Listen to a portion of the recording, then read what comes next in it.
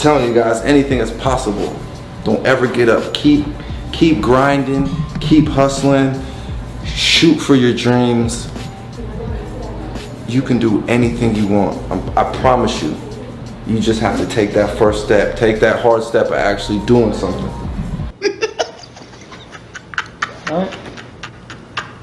Today, I'm going to be talking about what actually happens when a man opens up, about his depression and stuff, and how my mum basically almost caused me to just have a complete mental breakdown, So at this point, it's like 2 weeks until I move out, actually a bit less. And the process of moving out is extremely stressful, because I have to deal with my mum the whole time. And the other day I had like pretty much just a full-on mental breakdown, almost in front of her and in front of my family. And yeah, I'm going to talk about that today. So the thing about my mum is, or one of the things about her that she does that's very annoying, is she agrees to things on my behalf. So like in my last video, she signed me up to work at this like event that I didn't get paid for. She just signed me up without asking me. I went there and I didn't even know what was going on until like that morning, and it's like just all that kind of shit. She does that all the time. And the other day and the other day we were going to see my grandparents, and they basically called asking if we were like hungry, if they should start cooking and shit. And my mum was like, "Oh no, we're fine, he's not hungry, don't worry about it," talking about me. And I hadn't eaten all that day, and these seem like small things, but like another example, she'd agreed that I'd mow the lawn of my grandparents on my behalf. She'd agreed for me to do that. My point isn't even that I wouldn't have done that, like I did mow the lawn, and I would have done it anyway, even if she hadn't like volunteered me. But the point I'm making is, even though these seem like small things, I feel like my life is, constantly being lived by other people. Mostly my family and my mum. Like another thing she'll do is she has this one friend who always goes out for lunch with her, who's been single most of her life, and my mum and her are both in their like 50s at this point. But her friend started dating this guy a few years ago who's really high up in some company, and he can afford to take her all over the world. And they've been to like the Maldives, they've been to like Antarctica, and they've been to Germany a few times, which is like my ideal holiday. I'd like to go there again. And I mean, she just complains about it the whole time to my mum. She's like, "Oh, the Maldives, who would want to go there?" And it's like, because my mum hates going out with her, because all she does is complain the whole time, she asked me to come, and she's asking the wrong person if that's not what she likes. But obviously I'm not like my videos in real life. I don't complain in real life, but she doesn't tell me until the last minute when she signs me up for this shit. So yeah, like I said, just agreeing to things on my behalf.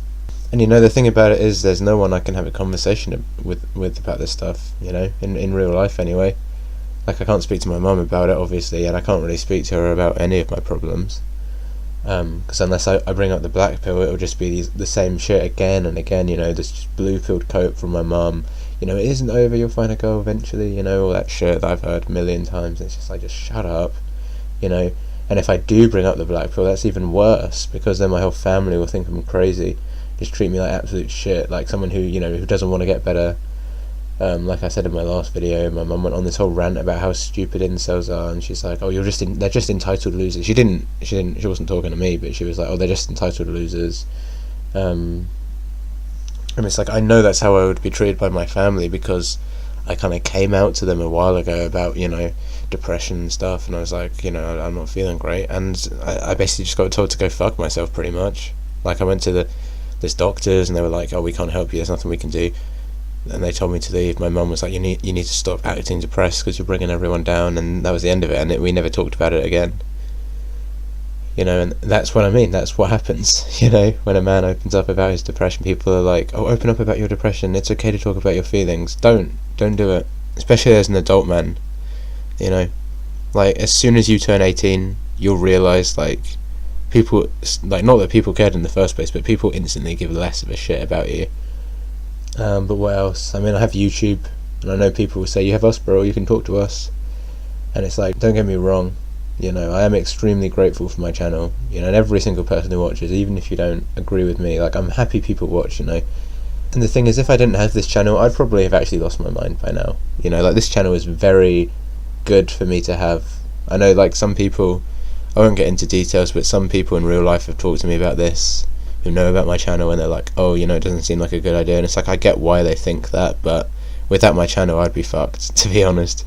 Or at least now that I have it, like, I can't go back, I can't get rid of it, because I need, you know, this is the one thing keeping me sane. I guess I feel like if I talk about it in a video and people like listen to it and they're like, oh, okay, and it entertains, or it's like therapeutic for some people, then I guess in my mind it means the suffering and all the shit that I go through is like more meaningful. It's like worth something, I guess. I don't know. But you know, it's really not the same coming on here and talking, because really I'm just talking into a microphone, you know. And it's like, yeah, I like getting comments, but that's all they are, you know. It's not a substitute for a relationship. It's like how I imagine it is for you guys listening, you know. It's not like my channels are a substitute for a relationship for you guys. I imagine if any one of my, you know, viewers had the choice between having a girlfriend or they could keep watching my channel, I'd imagine they'd choose the first option. I mean, I would. I don't blame them. You know, just is what it is. But I mean, my mum is just one of those people who just can't talk to about anything, you know. And she always does this shit that really fucking annoys me. If I say something she doesn't agree with, she'll just take really long pauses in between what she's saying. So I just have to sit there waiting for her to say something. And if I confront her about it, she's like, oh, you're just angry, you know, you're intimidating, and that kind of shit. Just putting the blame on me, making me feel like complete shit, making me feel like a terrible person, as if I've done something, you know, wrong. And it's like, with all the shit my mum's put me through, I think I have a right to be angry, you know. But the thing is, I'm not even angry at this point. I'm just extremely depressed, you know. But this is the point where I nearly had this full mental breakdown, you know. It's because we were in the car driving to my grandparents, and that's another thing, you know. The only time I actually talk to my mum for like an extended period of time is when we're in the car. So basically we have no choice but to talk to each other. And it's like, I know my mum doesn't want me here, I don't want to be here either, and we're both just counting down the days until I move out, you know. And it feels like whenever we go out somewhere we have an argument, you know. It's like, I remember as a kid my mum would constantly yell at me, swearing. I mean, other people in my family have done that too. Like, I've been hit before and shit like that, but now I'm older, you know. That was when I was a little kid. Now I'm older. If I get annoyed, suddenly I'm the bad guy, you know. It really has just brewed up the level of gaslighting that goes on with men, especially sub-5 men, of course. No matter how much it happens to me, I never get used to it, you know. Like, all the depression and all the fucking bullshit I have to deal with, it would be so much more bearable if I wasn't constantly made to feel like the bad guy, you know. Like, imagine you get diagnosed with some disease. Let's just say you get diagnosed with cancer, right? And the cancer's getting worse and it's, you know, spreading around your body or whatever. So what do you think would make you feel better? All your family and friends, like, supporting you and coming together to comfort you, or having them all blame you and treat you like shit? If you even have any friends in the first place, and your family show up and they're like, oh, you know, you don't want to get better, you like having cancer. It's like, stop feeling bad, bro, just pull yourself up by your bootstraps. And, you know, that tough love bullshit has never worked for me. In fact, I'd be surprised if anyone who was actually depressed and just had an absolutely miserable life, that tough love ended up making them feel better in the long run, you know, or any of that red pill motivation shit actually helped anyone. I imagine the only people that helps are like people who are already not in that bad of a situation, you know. Like, if it helps you, fair enough, but I just don't know how it can help anyone, you know. Anyway, what I was saying was, on the drive down to my grandparents, I just felt like absolute shit, you know. I was more depressed than usual that day, I guess. I don't know why it was that day, really. You know, I was just stressed out and shit. Really, it's like, my life is shit, and I have to put on like a face of normality around people. So really it's a question of when, rather than if, I'm gonna snap at some point, you know. And it just happened during this car ride, which is like the worst place for it to happen, probably. One thing that never fails to piss me off is people constantly asking me about, like, going to university. Not on YouTube, I mean like in real life. Like, people ask, are you excited? And I'm like, yeah. It's like, honestly, yeah, I am excited to move out, just so I can get as far away as possible from my family and my old life and all the shit that's happened in my hometown, and get away from all that. But that's about it, you know. It's like, am I excited for the university experience? Like, no, of course not, you know.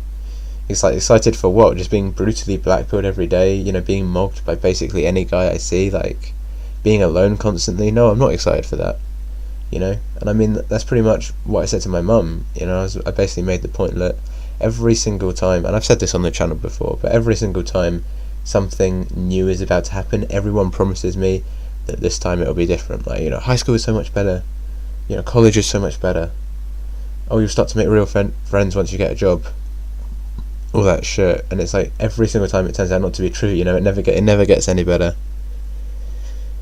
It never gets any better, you know. In fact, it just gets worse and worse every time, you know. And I made the prediction that, you know, I'm going to go to university, and the first week there, freshers week is what they call it, fresh Todd's week, you know, I'm going to go, nothing's going to happen then, and the week will turn into a month, and that will turn into a year, and the year will turn into 2, and then 3, and then I'll finish my course, and nothing will be different, and I'll just go back to living the life I am now, basically. But like I said, my mum takes really long pauses to speak, so she's just quiet the whole time as I'm talking. I just keep talking and talking, you know, like basically one of my videos, pretty much. And eventually, of course, she tries to gaslight me. She's like, oh, you know, you're not miserable, you'll be fine, you know, it's okay, all that shit. And I just snapped. I said to her, you know, I'm miserable 24/7, no one gives a fuck about me, all that shit. And she was like, oh, that's not true. But really, I know it's true, you know. Like, maybe my family does care about me somewhat, but I'll just say this: I am nobody's first priority in life. Even with my mum, I'm no one's first priority. And I just feel like with my mum, you know, she'll take every opportunity to show off to her friends about me, but I always felt like, let me just put it this way, okay, my mum is an extremely, you know, bitter woman. Like, I always felt like my mum hated my dad more than she loved me, you know, and she was so desperate, you know, for someone to take care of her. I mean, I guess us, you know, that she overlooked me, I feel. And I mean, I won't go into the details of that, but like I said, you know, I've been hit by people in my family, and my mum would make like excuses for them, you know, and blame me. She was like, oh, you must have done something wrong, all that shit. And it's like, I said I really don't want to get into the details of it. I mean, I'd like to, but I can't on YouTube, really. But it's like, I get why she hates my dad, you know. I'd say I hate him too, sort of, but it's like, my point is, I've never felt like I was anyone's number one concern, you know. But, you know, if I ever said that to anyone, I know what would happen. I know what they'd say. I'd just get that shit like, oh, you're ungrateful, what are you talking about, you're crazy, of course you are, of course you're our number one priority, and that shit. And it's like, of course I'm not my dad's number one priority, which I'm used to as well. But it's just so brutal, you know, realising the moment you entered into this world, the whole game was rigged against you, so that by the time you reached adulthood, there was no one who gave a fuck about you, you know. Yeah. Absolutely fucking brutal, oh my god. But all that shit got me thinking about something I heard Jordan Peterson say, you know. You guys know who he is, and it's like, with Jordan, it's like, I have some respect for the guy. Like, obviously he's very smart, you know, he's a very successful guy. He's not perfect, you know, he's not perfect, but no one is, you know. I don't expect anyone to be perfect, and it's like, I just want to put it out there, I don't agree with everything he says, because I know otherwise people will like jump on me about it, and they'll be like, oh, you love Jordan Peterson. It's like, no, I'm just saying, right? I just want to disclaim that that's not the case. But I mean, in particular, I feel like one of the things he does, he like blames incels too much for their problems, you know. It's like, when in my opinion, there's no one really to blame, you know. It's not, I know people, like a lot of people would blame women, and don't get me wrong, like, I can get on board with the whole woman hatred thing as much as the next guy, but really it's just nature, you know. It's just human selfishness is just inbuilt into our nature. And of course women will go for the best option in dating that they can. It's like, there are people like me, and probably you if you're watching this, who it's just over for because of factors outside of our control, you know, mainly genetic factors. And that's just the brutal and absurd nature of reality, you know. The world is full of just meaningless suffering that isn't anyone's fault and happens to innocent people.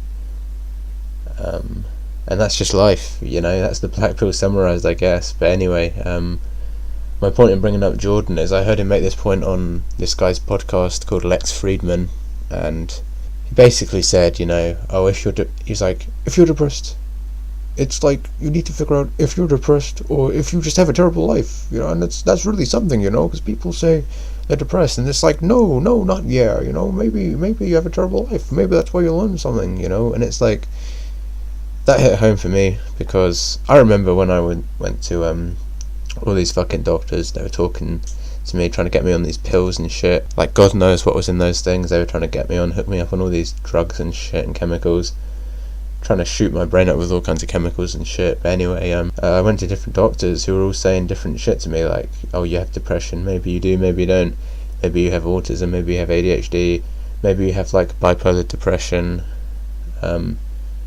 maybe you have OCD, all that shit. And it's like, maybe this, maybe that, I don't know. It's just so confusing and so exhausting, you know. It's like, I don't really care what I have, to be honest. I don't think I need to be diagnosed with anything, because like I've said before, it's like, if anyone was in my situation in life, they'd have the same depressed outlook. There's nothing wrong with me for feeling the way I feel. It's the world that's wrong, you know. And but yeah, I mean, that's in a nutshell why I decided not to take any of these meds. And you know, of course I get blamed for that as well, you know. That gets used against me too, just like everything else does. Like, oh, you're not taking these pills, you don't want to get better, stop feeling sorry for yourself. And it's like, when this is my life day in, day out, just again and again and again, it's like just a never ending gaslight all day, every day, you know, with no one to turn to. You have to understand how anyone would snap under those conditions eventually. But anyway, on the way back, you know, I just lied to my mum. I went to her, I was like, oh, you know, I'm just stressed, you know, I'm just tired, the usual shit, you know, the usual excuses. I was like, I'm not depressed, you know, I don't know why I said that. Just to get her off my back, really, because like I said, nothing good will come from my mum knowing about the black pill and knowing more about my situation than she already does. Nothing good will come from it, you know, nothing good will come from it. It's like, she's just better off not knowing, to be honest, because it just won't do anyone any good. It'll just make everything worse, in fact, like I said, you know. But that was a really close call, living with my mum for so long. It's just driven me fucking crazy, to be honest. I think basically I almost completely lost my mind, and I think anyone else would have, you know, under the same conditions. That's the thing that these red pill people always say, you know, like David Goggins is like, you need to callous your mind, bro, you need to build mental resilience and become mentally strong. And it's like, I think I'm one of the mentally strongest people ever to have gone through that shit with no fucking support at all, no help at all, no help from anyone. That's the thing, like, these normies don't get.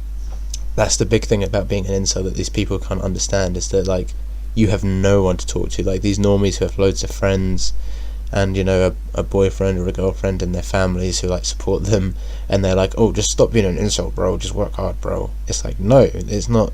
And you have no idea what it's like to be alone, you know. You've never been alone for more than a few hours, probably, and meanwhile, most incels have been alone for like years, pretty much. But yeah, that incident was really too close, you know. It's like, it's too fucking close. And I really can't move out too soon at this point, you know. Like, it can't come fast enough. Like I've said before, the whole process of moving out is kind of busy, you know. It's stressing me out. I'll try and record some videos, you know, for when I'm moving out. It's like, I don't even know how I'm going to be able to make videos after I actually move, you know. As in, I don't know how much privacy I'll have. Like, I don't know if the sound in the dorms, how that's going to work and all that shit. I don't know, we'll see. I really would have liked to have got a car by now, just so I can, like, record in the car. It's like, I am working towards that shit, you know. Like, I got a provisional driving license the other day, so I can finally learn how to drive. It's like, ideally I just get like a cheap shitty car to record my videos in, but I probably won't be able to do that for a while, so yeah. But all that shit had me thinking, you know. During this whole time I basically had no one to turn to who I could actually talk to, you know. And it's like, no one to comfort me or any shit like that. And it's like, I know people watch my videos for a lot of different reasons, but I mean, it's kind of fair to say, if you're watching this channel, your life probably isn't all there, you know. And it's like, I'm only here to speak for myself, so I don't want people to feel like their life needs to be in an absolutely, you know, terrible state to watch me. Like, oh, you know, my life isn't as bad as his, or my life is way worse than his, I can't relate. And it's like, no, you know, it's just my channel. And if you go on my info page on my channel, it literally says, like, just me sharing my experiences, nothing else, or something like that. And that's exactly what it is, you know. And it's like I said in the first ever black pill video I ever made, these are basically just video diaries about my life that hopefully can also be informative and entertaining, you know. And it's like right off the bat, the first video I made was just absolutely terrible. I mean, the audio was all fucked up, and you know, I take ages to make a basic fucking point in the video. I mean, I guess some shit doesn't change, you know, but still, it's like, I mean, I've had people tell me they enjoy my videos, they're therapeutic or whatever, and that means a lot to me, you know. So I just wanted to say here, you know, in case, and you know, this probably is the case, like, if no one else says this to you, I just want to say that you're enough, you know, if you're listening to this video. Maybe this sounds like cope, but you know, with all the red pill shit that goes around, you know, it's like, work hard, bro. You know, life is what you make of it. It's easy to feel like if you're in a shit situation in life, it's your fault, you know.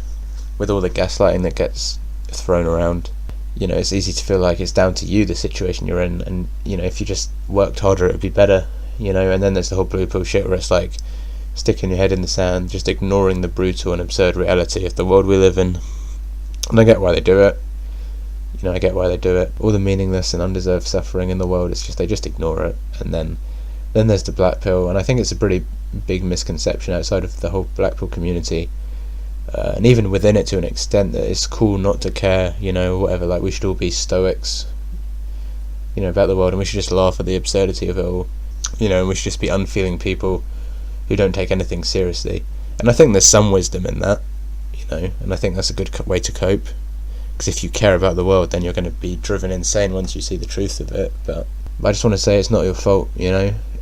If you're born a sub 5, your life is pretty much over, you know. It's before it even began. You didn't do anything wrong. You're not a bad person, you know, despite what other people would have you believe.